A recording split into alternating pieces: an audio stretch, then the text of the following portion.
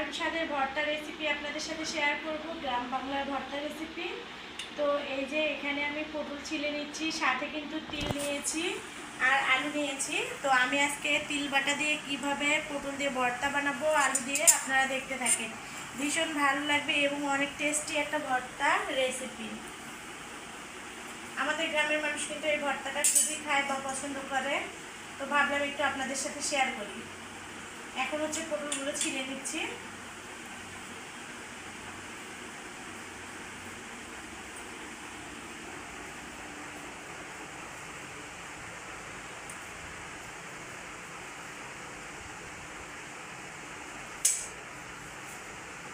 এখন হচ্ছে আলু ছিলে নিচ্ছি, পটলগুলো ছেলা হয়ে গেছে।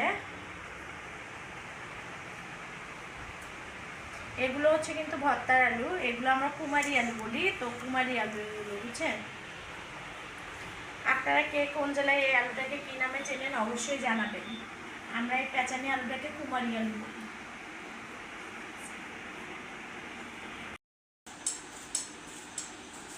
সেলাসিলি শেষ, এখন এই যে কেটে নিচ্ছি।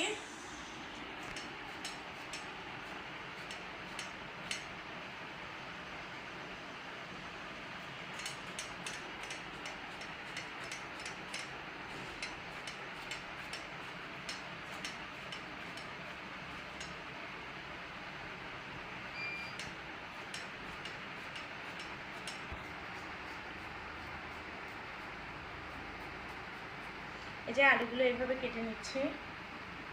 আমরা গ্রামের মানুষ, বুঝছেন, সব সময় বিভিন্ন ধরনের ভর্তা ভাতি করে থাকি, হয়তো বা আপনাদের সাথে আসলে কম বেশি শেয়ার করা হয় বা হয় না। তো ভাবলাম যেহেতু এই ভর্তাটা আজকে বানাচ্ছি একটু শেয়ার করি, তাহলে আপনারাও কিন্তু বাড়িতে ট্রাই করে দেখবেন, খেতে ভীষণ ভালো লাগবে, যে বা আপনারা বাড়িতে একটু ট্রাই করবেন।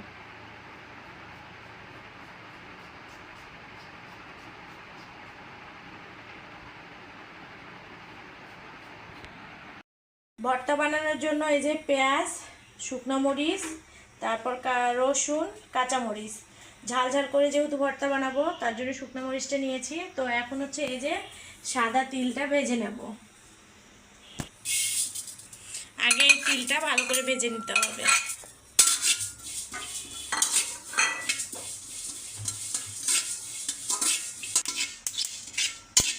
এই দেখেন তিলটা কিন্তু ভাজা হয়ে গেছে, আমি এখন তিলটা নামিয়ে নেব। এরপরে দিয়ে দেবো সয়াবিন তেল।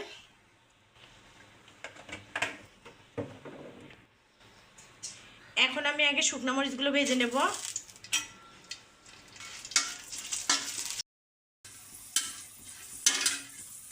শুকনো মরিচগুলো ভাজা হয়ে গেছে, এখন শুকনো মরিচগুলো তুলে নেব।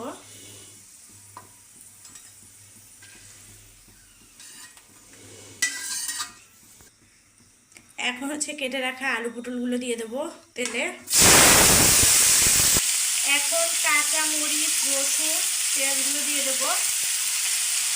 আপনারা আপনাদের স্বাদ মতো দিয়ে দিবেন, আমি কিন্তু আমার স্বাদ মতো দিয়ে দিচ্ছি।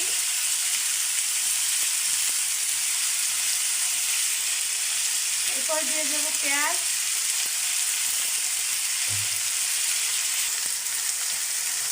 দিয়ে দেবো স্বাদ মতো লবণ। এরপর দিয়ে দেবো হলুদের গুঁড়া, হালকা করে, খুব হালকা করে কিন্তু। এখন হচ্ছে আমি নেড়ে চেড়ে নেব। আমি কিন্তু কোনো পানি ব্যবহার করবো না।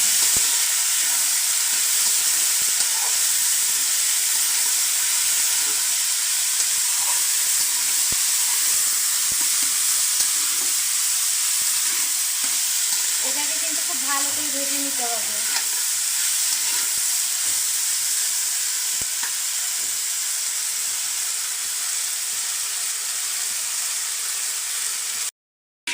এই তো দেখেন এগুলো ভাজা হয়ে গেছে, তেলের মধ্যে কিন্তু ভেজে নিলাম, আমি কোনো পানি ব্যবহার করিনি।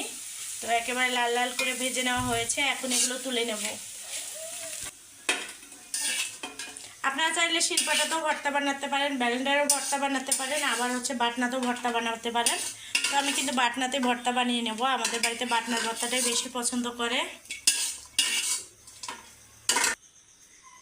একদম ভালো করে ভেজে নিয়েছি, এখন ভর্তা বানাবো।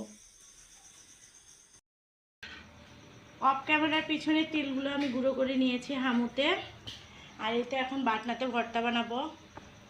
দিয়ে দেবো শুকনো মরিচ, দিয়ে দেবো স্বাদ মতো লবণ,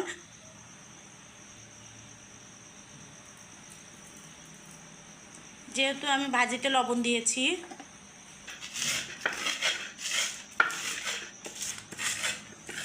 এখন আগে শুকনো মরিচগুলো গুঁড়ো করে নেব।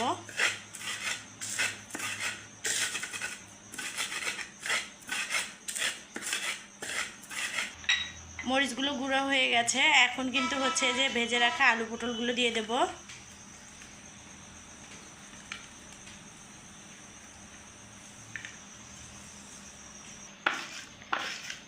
এই তো এখন এগুলো বেটে নিচ্ছি।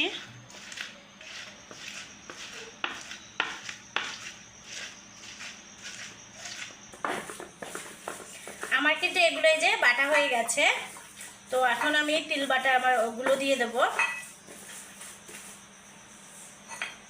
এই যে তিল বাটাগুলো দিয়ে দিলাম। এটা দিলে কিন্তু একটা অন্যরকম স্বাদ চলে আসবে, মানে মাছ মাংস তরকারি থাকলে কিন্তু খেতে ইচ্ছা করবে না এই ভর্তাটা থাকলে, ঠিক আছে।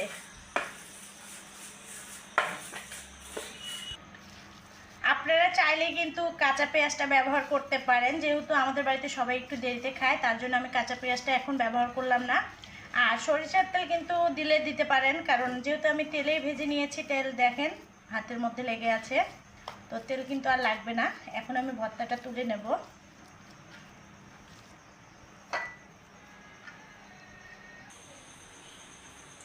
এই তো দেখেন খুবই লোভনীয় একটা ঝাল ঝাল ভর্তা বানিয়ে নিলাম তিল বাটা দিয়ে। তো আপনারা কিন্তু চাইলে বাড়িতে এমন একটা ভর্তা বানিয়ে নিতে পারেন। এরকম ভর্তা থাকলে আসলে মাছ মাংস তরকারি প্রয়োজন হয় না। তো কেমন লাগলো আমার এই ভর্তার ভিডিওটি অবশ্যই আপনারা কমেন্টে জানাবেন। সবাই ভালো থাকবেন, সুস্থ থাকবেন। আজকে এই পর্যন্তই, আল্লাহ হাফেজ।